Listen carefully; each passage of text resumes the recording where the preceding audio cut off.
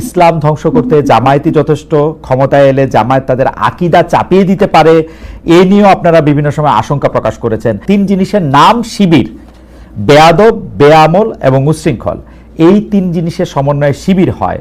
আসলে জামায়াতে ইসলামের সাথে আপনাদের রাজনীতিটা কোন সুতায় গাঁথা হচ্ছে? জনাব মুফতি সৈয়দ ফজলুল করিম। দেখেন, জামাতও আমাদের ব্যাপারে অনেক বক্তব্য দিয়েছে। আহলে দেওবন্দের ব্যাপারে, আহলুস সুন্নাত ওয়াল জামাতের ব্যাপারে জামাতের অনেক বক্তব্য আছে। তাসাউফের ব্যাপারে জামাতের বক্তব্য আছে। জামাত সেই বক্তব্য থেকে এক তিল পরিমাণ পিছপা হয়নি। আর আমরাও বিগত দিনে যে বক্তব্য দিয়েছি এবং আমাদের মুরব্বিরা যে বক্তব্য দিয়েছেন, তার থেকে আমরা এক চুল পরিমাণ এখন পর্যন্ত আপনার সাথে কথা বলা পর্যন্ত পিছপা হয়নি। যদি জামায়াত ক্ষমতায় যায়, প্রথম কওমি মাদ্রাসা বন্ধ করবে, এটা তাদের ফার্স্ট টার্গেট। এই জামাত যেখানে সেখানে লাগবে, যেখানে ইসলাম ধ্বংস হয়ে যাবে। আমরা যখন মতানৈক্য করি, যেমন ধরে নেন আপনার সাথে আমরা জমি নিয়ে দ্বন্দ্ব হতেই পারে, কিন্তু তখন দরকার কি দলিলের। ঠিক আপনার সাথে আমার একটা কোনো একটা মতানৈক্য হতেই পারে, ইসলাম নিয়ে আমি বলে আমি সঠিক, আপনি বলে আপনি সঠিক, এটা আমি আশ্চর্য মনে কিছু নেই। কিন্তু তখন আসবে দলিলের। যার দলিল শক্তিশালী তার কথা সঠিক, আর যার দলিল দুর্বল তার কথা দুর্বল। কাজে এখন সেই বহস আমি যাবো না। রাইট, এখন সেই বহসের জায়গা না। রাইট, আমি মূল ভিত্তি বললাম। রাইট, মূল ভিত্তি দলিল। ওকে ওকে ওকে ওকে ওকে কিন্তু আমরা একদিন আপনার কাছে আলাদা করে শুনবো, আজকে সেটার জায়গা না। মানে দলিলও যে সাবজেক্ট টু ইন্টারপ্রিটেশন, ওইটার আমরা কি করব? ধরেন আপনার ইন্টারপ্রিটেশন আর আরেকজনের ইন্টারপ্রিটেশন একই দলিলের যে আলাদা হইতেছে, সেইটারও আমরা আসলে কি করব? কারণ হচ্ছে যে এর জন্য যে যেটা মানবে, যে যেটা মানবে, যে যেটা মানবে। ওকে, কেউ যদি এফ এ মানে আর আর এস মানে, হ্যাঁ, সিএস মানে, তখন আমরা বলবো এখন বিএস হয়েছে কিন্তু বিএস মানো। ওকে, ঠিক আছে। সিএসআরএস এবং বিএস দিয়ে সুন্দর উদাহরণ দিয়েছেন। আমরা একটু পরবর্তী প্রসঙ্গে আসি। এনসিপি নেতা জনাব হাসনাত আব্দুল্লাহর আহ্বানে সাড়া দিয়ে আপনারা আওয়ামী লীগ নিষিদ্ধের আমলে মানে আন্দোলনে যমুনা ও শাহবাগে গিয়েছিলেন। সেখানে হাত পাকা হাতে অনেককে আমরা দেখেছি। সরকার আওয়ামী লীগের কার্যক্রম নিষিদ্ধও করেছে, কিন্তু এরপর থেকে সোশ্যাল মিডিয়ায় অনেকে আলোচনা করছেন, আমাদের ঘোষণায় অনেকে মন্তব্য করেছেন, ইসলামী আন্দোলন বাংলাদেশ গত 15 বছরের সুবিধাভোগী, অর্থাৎ আপনারা গত 15 বছরে সুবিধা নিয়েছেন। বিএনপি জামাত বর্জন করেছে এমন কিছু স্থানীয় নির্বাচনে আপনারা অংশ নিয়েছেন। আপনাদের অনুষ্ঠানে সাবেক তথ্যমন্ত্রী, যাকে আসলে নানা মানে পররাষ্ট্রমন্ত্রীও বটে, যাকে নানা অভিধায় অভিহিত করা হয়, সেই ডক্টর হাসান মাহমুদের মতো প্রভাবশালী বিতর্কিত আওয়ামী লীগ নেতার পুরনো ভিডিও এখনো আমরা দেখতে পাচ্ছি, যেখানে তারা আপনাদের সঙ্গে বসে আছেন। কেউ কেউ এমন মন্তব্য করছেন, যখন যারা ক্ষমতায় থাকে আপনারা তাদের সঙ্গে তাল মিলিয়ে চলেন। একটু আপনার মন্তব্য শুনবো।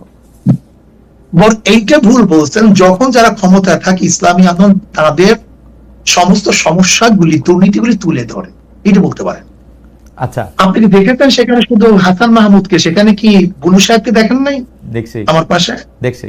তো সেটা বললেন না কেন? না, বুলু সাহেবকেও দেখছি। হাসান আমার স্বরাষ্ট্রমন্ত্রীর সাথে, স্বরাষ্ট্রের সাথে। জি, আপনি বলেন, আপনি শেষ করেন, তারপর বলবো। আমি শেষ করি। আপনার হাসান মাহমুদ সাহেবের সাথে আমার বক্তৃতা মানে আমাদেরকে বসতে দেখছেন, কিন্তু তারপরে আমি যখন বক্তব্য দিয়েছি, তখন এই বক্তব্য দিয়েছিলাম সেটা তো তুলে ধরলেন না। ওই একই স্টেজ আপনি দেখুন সেই বক্তব্য, যে আপনারা বিএনপি বলছেন আমরা এইটা করছি, আওয়ামী লীগ বলছেন আমরা এইটা করছি, কিন্তু কে কত দুর্নীতি করছেন সেটা তো বললেন না। ওই স্টেজে বক্তৃতা দিয়েছি, আপনি শোনেন সেই বক্তৃতা। সবাই আপনার কিন্তু শায়ক, ওই বক্তব্য অনেক বেশি সুগার কোটেড, নাম্বার 1। নাম্বার 2 হচ্ছে, আপনি বঙ্গবন্ধুকে নিয়ে, শেখ হাসিনা যখন প্রধানমন্ত্রী ছিলেন সেই সময় যে বক্তৃতা করেছেন, এখন কি সেটা রিপিট করতে পারবেন, বা রিপিট আপনি করতেছেন? শেখ হাসিনাকে নিয়ে আমি তারই কোনো বক্তৃতা করি।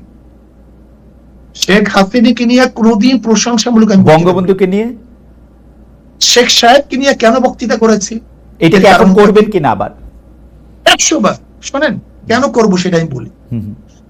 আমি বললাম না আমি কোনো জিনিস রোজাত করি নাই, তো কোনো জিনিস রোজাত করিনি। ওকে, যখন শেখ সাহেবের মূর্তি টানানো হয়েছিল তখন আমি কি বক্তৃতা করেছিলাম যে 72 বছর পরে যদি লেনিনের মূর্তি ক্যারেন দিয়ে তুলে সাগরে ফেলে দেয় তাহলে আজকে হোক কালকে হোক এই বুড়িগঙ্গা এই মূর্তিকে ফেলানো হবে। এই বক্তৃতা আমার, আমি শুনছি না, আমি জানি না, এবং সেইটা দেখছি। শেখ সাহেবের নিয়ে যে বক্তৃতা করেছিলাম এটা কি বলতে চেয়েছি দেখেন, শেখ সাহেবের পরিবার কিন্তু এদেশে আসছে ইসলাম প্রচার করার জন্য। আমার মূল উদ্দেশ্যটা কি ছিল? শেখ সাহেব প্রথম কেন অ্যারেস্ট হয়েছিলেন? হিন্দুদের মাধ্যমে তিনি অ্যারেস্ট হয়েছেন মুসলমানদেরকে বাঁচাবার জন্য। আমি কি বলেছিলাম? শেখ সাহেব প্রথম কি রাজনীতি শুরু করেছেন?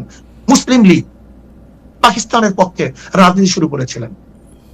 শেখ সাহেব তিনি এইটা করছেন সেইটা করছেন বলছিলাম কেন?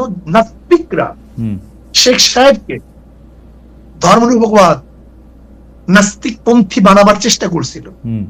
আমি আওয়ামী লীগকে তখন স্মরণ করে দিতে চাই, মূল ভুলবেন না, এদের পরিবার ছিল ইসলামের দাওয়াতে, কিন্তু সেখান থেকে ভেঙে যদি তারা নাস্তিকতাবাদ ধর্মনিরপেক্ষবাদ চাপিয়ে দেয় তার মানে নিজের সাথে সে আত্মঘাতী করছে।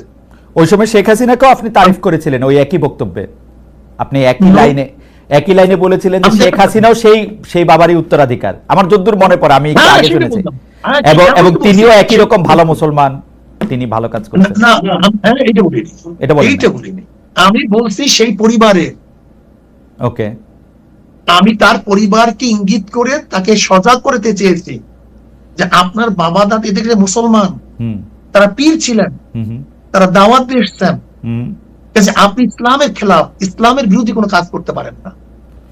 যেরকম কোন ছেলেকে কেউ যদি সতর্ক করায় তখন তার বাপ দাদার কথা বলে, তোমার বাবা এরকম ছিল, দাদা এরকম ছিল, ওকে, তুমি এই কাজ করতে পারো না। আমার এটাই উদ্দেশ্য ছিল। কিন্তু সাহেব, আপনি correct me if I am রং, আপনি কি ওই সময় সাবেক প্রধানমন্ত্রী সরকারের শেখ হাসিনা সরকারের এই 3টা খারাপ নির্বাচন, সীমাহীন দুর্নীতি, এগুলি নিয়ে আসলে কোনো এরকম একটা অবস্থান নিয়েছিলেন যেটা আপনার শক্তি দিয়ে আপনি আসলে নিতে পারতেন? আজকে আপনারা যে অবস্থা দেখেন, এমন কোন বক্তব্য নাই যে বক্তব্যে শেখ হাসিনার এবং তার 14 গোষ্ঠী এই মন্ত্রী পরিষদের আওয়ামী লীগের দুর্নীতি তুলে ধরি নাই, এমন কোন বক্তব্য আমার ছিল।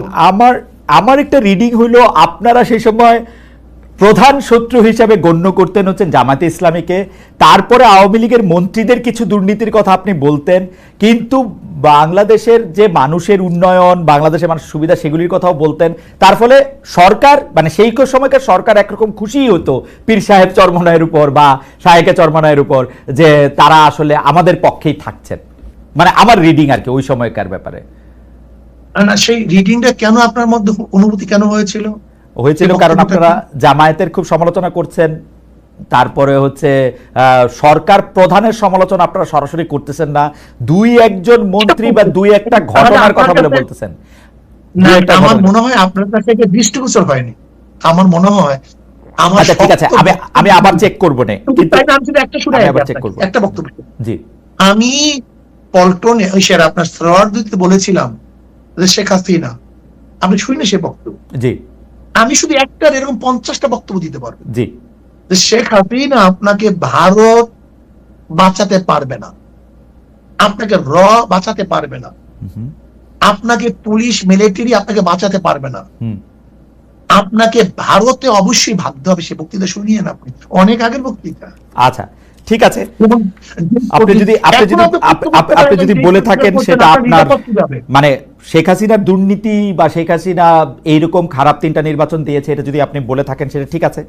আমার দর্শকরাও নিশ্চয়ই শুনেছেন, শুনবেন, আমিও শুনেছি সরকারের প্রতি আপনার সমালোচনা ছিল, কিন্তু সেইটা ছিল হচ্ছে 2 বা 3 নাম্বারে সরকারের প্রধানের প্রতি আপনি মাননীয় সাহেব, সরকার প্রধানের প্রতি ইউ আর সফট, সরকার প্রধানের প্রতি। না না, ভুল, এটা ভুল, এই মেসেজ আপনার কাছে সম্পূর্ণ ভুল। আচ্ছা ঠিক আছে, সম্পূর্ণ ভুল। আচ্ছা আমি পরবর্তী প্রশ্নে আসি। সরকার প্রধানের ব্যাপারে আমি যে মন্তব্য করেছি এরকম বক্তব্য আজ পর্যন্ত কেউ দেয়নি। আচ্ছা আমি একটু পরবর্তী প্রসঙ্গে আসি। 71 মুক্তিযুদ্ধের সময়টাও আছে কিনা সেটা সেদিন আপনি স্পষ্ট করেননি, আজকে এটা স্পষ্ট করবেন? মানে আপনি, অনেকেই প্রশ্ন করছেন যে জামায়াতের মাননীয় আমির ক্ষমা কিসের জন্য চাইলেন, মানে 47-এর পর থেকে শুরু করে আজকে পর্যন্ত, শুধু 71 না, 47-এর পর থেকে শুরু করে আজকে পর্যন্ত আমাদের দ্বারা যত মানুষ যত জায়গায় কষ্ট পেয়েছে, কেউ যদি ক্ষতিগ্রস্ত হয়ে থাকে, সেই মানুষগুলো তাদের সকলের কাছে আমি বিনা শর্তে ক্ষমা চেয়েছি। কেন ক্ষমা চেয়েছি? আমরা মানুষ, ইন্ডিভিজুয়াল মানুষ যেমন ভুল করতে পারে, মানুষের সমষ্টি একটা দলেরও বিভিন্ন ভুল সিদ্ধান্ত থাকতে পারে। কোনটা ভুল কোনটা সঠিক ইতিহাস এটা নির্ধারণ করবে। আজকে যেটাকে ভুল বলা হচ্ছে, কালকে এটাই হয়তো সবচেয়ে বড় সঠিক হিসাবে প্রমাণিত হবে। আর ইতিহাসের পালাবদলে রাজনীতিতে সবাই জিতে না, কেউ জিতে কেউ হারে। আমরা আদর্শবাদী একটা দল, আমরা বিশ্বাস করি আমরা মানুষ ভুলের ঊর্ধ্বে নই। আমাদের দ্বারা, আমাদের সহকর্মীদের দ্বারা মানুষ বিভিন্ন ক্ষেত্রে কষ্ট পেতে পারে, ক্ষতিগ্রস্ত হতে পারে। আমি সব কিছুর জন্য কোনো শর্ত আরোপ না করেই মাপ চেয়েছি। ওকে, মানে 47 এবং থেকে মাপ চাওয়ার মধ্যে কোনো পরাজয় নাই, লজ্জা অবশ্যই নাই। 47 থেকে আজ পর্যন্ত যে কোনো কিছুর জন্য মানুষ আপনাদের কাছ থেকে যদি কোনো ধরনের আঘাত পেয়ে থাকে, তার জন্য আপনি দুঃখ প্রকাশ করেছেন বা ক্ষমা চেয়েছেন। এর ভিতরে সব ঢুকে গেছে, কোনো কিছু বাদ নাই। ওকে, এভরিথিং ইনক্লুডেড। আচ্ছা, এবং এটা আনকন্ডিশনাল, মানে অ্যাপোলজি দিয়ে আনকন্ডিশনাল পার্ডন সিক করেছে। এইটা কি ডক্টর শফিকুর রহমান, আমি আসলে যেহেতু আপনার সঙ্গে আমার মানে নানা সময় কথা বলার সৌভাগ্য হয়েছে, মানে পর্দার বাইরে পর্দার ভিতরে, সেটা আমি জানি বলেই আমি আমার প্রশ্নটা করছি যে আপনি যে 71টাকে এই 47 থেকে আজ পর্যন্ত একসাথে বললেন, এর কি কোনো বিশেষ কারণ আছে নাকি? মানে না না না না না না, কোনো বিশেষ কারণ নাই। আমার মানবিক মূল্যবোধের জায়গা এবং আমার দায়িত্বের জায়গা থেকে আমি বলেছি, অনুভূতির জায়গা থেকে। দায়িত্ব এবং অনুভূতির জায়গা, বিশেষ কোনো কারণ। আচ্ছা, আমি আবার 2-3 দিনের ঘটনা একটু আসি। আমরা দুইটা ঘটনা আমরা দেখেছি যে আমাদের অনেককে ব্যথিত করেছে। একটা হচ্ছে লালমনিরহাটে একজন যিনি নরসুন্দর, তিনি এবং তার ছেলেকে খুব আয়োজন করে মারধর করা হচ্ছে এবং তাদেরকে টেনে নিয়ে পুলিশের কাছে নিয়ে যাওয়া হয়েছে। এবং আরেকজন যিনি 2018 সালের ডিসেম্বরের রাতের ভোট বলে খ্যাত নির্বাচনের যে প্রধান নির্বাচন কমিশনার, তাকে আসলে খুবই অপমানজনকভাবে মানে থানায় নিয়ে যাওয়া হয়েছে এবং সেটা আবার ভিডিও করা হয়েছে। মানে আমি সাধারণভাবে যেটা বুঝি, আপনি আমাকে শাস্তি দিতে পারেন, আপনি আমাকে মৃত্যু দিতে পারেন, কিন্তু মানুষ হিসাবে আরেকটা মানুষকে অসম্মান করার অধিকার যে আমাদের নাই, এইটা কি মানে মানে নাকি এইটা আমাদের আছে কারণ তারা একটা খারাপ কাজ করেছিল, এরকম কি? মানে আমি জানি না, মানে অনেকে তার আরেকজন, জি আপনি বলেন। আরেকজন খারাপ কাজ করেছেন বলে আমিও করব, এটা কোনো যুক্তি? আমি আরেকজনের খারাপে কষ্ট পেলাম, ক্ষতিগ্রস্ত হলাম, এখন আমি সেম অথবা ওয়ার্স দেন দিস আরো খারাপ কিছু করলাম তার সাথে, সেটা কি কোনো মানবিক আচরণ বলে গণ্য হবে? নিশ্চয়ই না।